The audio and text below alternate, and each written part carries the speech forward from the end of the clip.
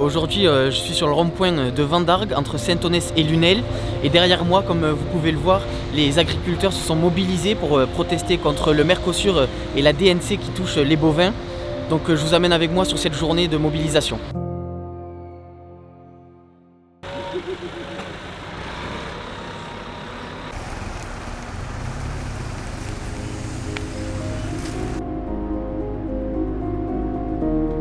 Nous on est prêt à rester, et si on doit rester le mois entier on restera, si on doit rester plus, on restera plus. S'il faut qu'on passe les pétitions, on les passera ici.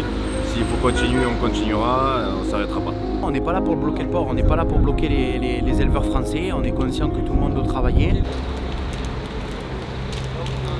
Moi ça fait depuis dimanche matin que je suis là, donc ça fait c'est le 5e jour que je suis là. Je reste toutes les journées, les nuits je les fais pas, il me faut aller nourrir les bêtes. Nous on est là depuis dimanche, depuis dimanche matin. Et là donc on se relaie pour dormir ici, il y en a qui dorment ici la nuit, on est là depuis dimanche. On a bloqué l'entrée pour aller vers Nîmes. On a bloqué la sortie d'autoroute quand on arrive de Nîmes pour venir sur Vendargues.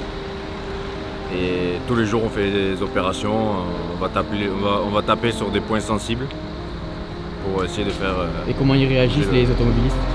Il y en a beaucoup qui sont de notre côté, ils s'arrêtent, ils nous soutiennent, ils nous donnent à manger, ils nous donnent à boire. Depuis le début de la mobilisation, beaucoup d'automobilistes font des dons en direct sans que les agriculteurs aient ouvert de cagnotte. Et donc depuis près d'une semaine, les agriculteurs au rond-point de Vendargues ont réussi à récolter 1 500 €. C'est une somme assez importante quand on voit qu'en moyenne un agriculteur gagne entre 800 et 1 000 € par mois. On a croisé aussi, il n'y a pas que des éleveurs bovins, il y a aussi des manadiers et des personnes qui se rajoutent à la cause. On nous a expliqué tout à l'heure qu'il y a une énorme cohésion entre agriculteurs, mais aussi de la part des restaurateurs des villes voisines, que ce soit de Baillargues, de Montpellier, de Lunel. Ils nous ont expliqué que Marie Blachère leur avait donné une grande caisse de sandwichs froids, que des restaurateurs leur avaient amené des repas chauds, parce que certaines dorment sur place la nuit pour ne pas être délogées par les forces de l'ordre. Donc là, on va récupérer la voiture. On passe à Intermarché s'acheter un petit sandwich, même s'ils nous ont dit qu'on pouvait manger avec eux. Et après, on va direction 7 à 10h30. Ils prennent l'autoroute pour faire une opération escargot. Dès qu'on a passé le péage, on reste bien sur la droite, d'accord? Parce que là, on est à l'intersection entre la 709 et la 9. Okay, dès qu'ils nous donnent le feu vert, on s'engage, on se met tous en ligne. Il y a 3 voies, on se met sur les 3 voies. Et là, on roule jusqu'à 7 poussant, on sort proprement et arrivé au péage, on se met tous à gauche. Okay, et on sortira sur la voie de gauche. Là, il y a un des représentants de la mobilisation qui vient de prendre la parole. Ils viennent d'expliquer à tous les agriculteurs que là, le convoi allait se mettre en route. Donc 10h30, opération escargot sur la 9. On arrive à Saint-Jean-de-Védas. Et de Saint-Jean-de-Védas après A7, on les suit sur le blocage du rond-point. Et c'est là où ils vont commencer à faire le filtrage des véhicules. Tout ce qui est camion réfrigéré, il laisse passer. Mais tout ce qui est par contre camion où ils transportent les bovins, tout ça, ce sera bloqué. Donc après, on attend de voir sur place la situation. Donc là, on va les suivre sur l'opération escargot. Là, je dirais, il y a quoi, 5-6 tracteurs, un peu plus peut-être. Devant, il y a les gendarmes en moto qui vont gérer le flux. Et derrière, ça va être fermé aussi par la gendarmerie. Donc là, on va les suivre, faire 2-3 plans en vidéo. Et après, on arrive sur 7.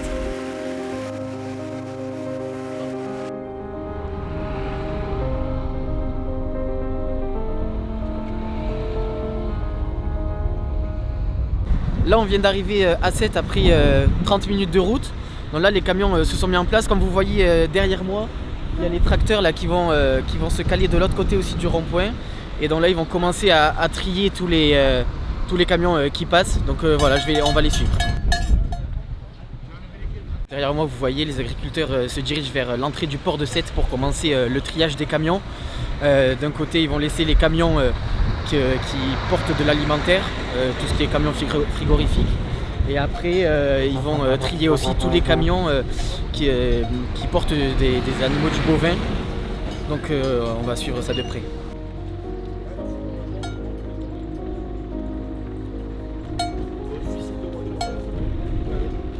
Donc on a fait aujourd'hui un coup de poing sur le port de commerce à Sète parce qu'on sait qu'il y a des transports de bovins et du stockage ici sur place avec des bateaux qui démarrent vers le Maghreb. Voilà ce qu'on recherche et ce qu'on veut faire passer notre message, c'est qu'il faut faire un confinement en France total pendant 1 mois, 2 mois, j'en sais rien, mais il faut absolument trouver des solutions pour éviter de transporter le bétail et que cette maladie bouge plus en France. Voilà. Donc là, vous êtes ici pour bloquer le port? Non, on n'est pas là pour bloquer le port, on n'est pas là pour bloquer les éleveurs français, on est conscient que tout le monde doit travailler, mais on a vraiment besoin aujourd'hui que tout le monde s'y mette et qu'on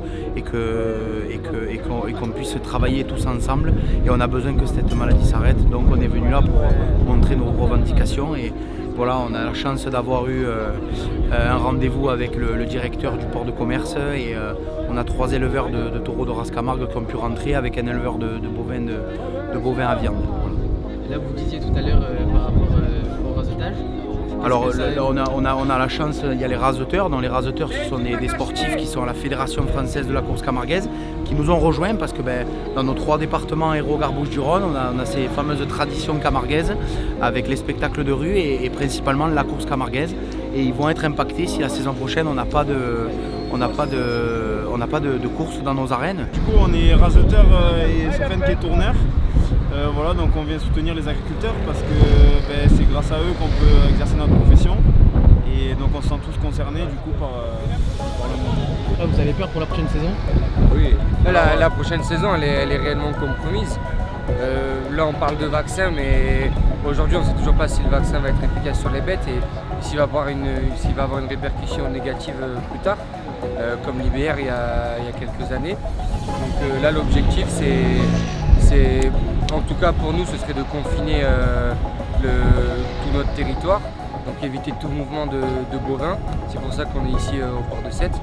Et le but réellement, c'est de tout confiner, parce que si la race Camargue disparaît, c'est tout un écosystème et toute une économie qui disparaît. Et en fait, le littoral méditerranéen, il ne sert plus à rien s'il n'y a plus de chevaux au Camargue et surtout de taureaux au Camargue. Comme vous l'avez compris, le problème du virus DNC ne touche pas que les agriculteurs, il touche aussi les raseteurs, mais aussi tout l'écosystème des courses camarguaises et de l'agriculture en général. Donc là, on donne la parole à certains automobilistes si on y arrive. Alors, est-ce que vous pouvez me dire ce que vous pensez de la mobilisation? Je les comprends tout à fait. Je les comprends tout à fait et je les soutiens même. Je les soutiens parce que c'est pas normal qu'on fasse venir de l'étranger, d'accord, avec les produits qu'on crée en France. Parce que je pense qu'en France, on est les meilleurs. Voilà. Et soutien aux agriculteurs. Il n'y a pas de souci, je peux attendre. Ça ne me dérange pas, je les soutiens. Et bien sûr qu'ils ont raison. Eh oui, ils ont raison. Moi, je suis avec eux.